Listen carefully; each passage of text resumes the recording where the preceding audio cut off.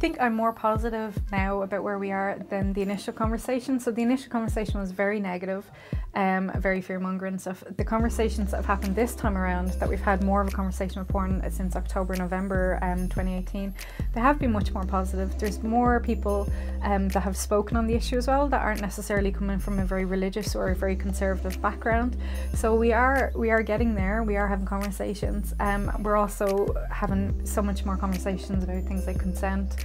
And again, with the sex education bill before the Dáil, hopefully that will get passed, and then we have a proper generation then of people who will have decent sex education. You know, our history was very negative and filled with shame and stigma. So we really moved from like issues such as the Magdalen laundries, which only closed down in 1996, to having internet porn in our pockets, and young people, you know, some as young as 7 having smartphones. Whether we like it or not, that's just a simple fact of it.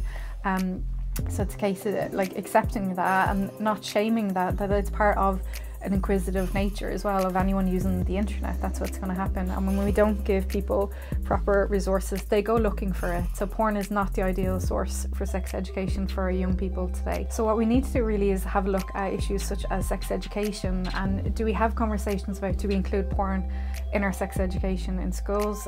Because how do we teach our kids the skills, you know, to deal with porn when they come across it? The dialogue about, you know, let's put our heads in the sand and, oh, my kid isn't going to look at that, or, you know, I have a net nanny on my phone. None of that's going to work. Your children are going to look at porn. So like, let's have calm conversations, healthy, inclusive, diverse conversations that recognise that sex is an okay thing, and, you know, it's fun, and it should be respectful, it should be consensual, it should be done with someone that you actually want to have sex with, and dealing with all those together to make just a more pleasant landscape for these kind of conversations that are necessary to have. There's no point hiding our heads in the sand anymore. It's time to talk about sex.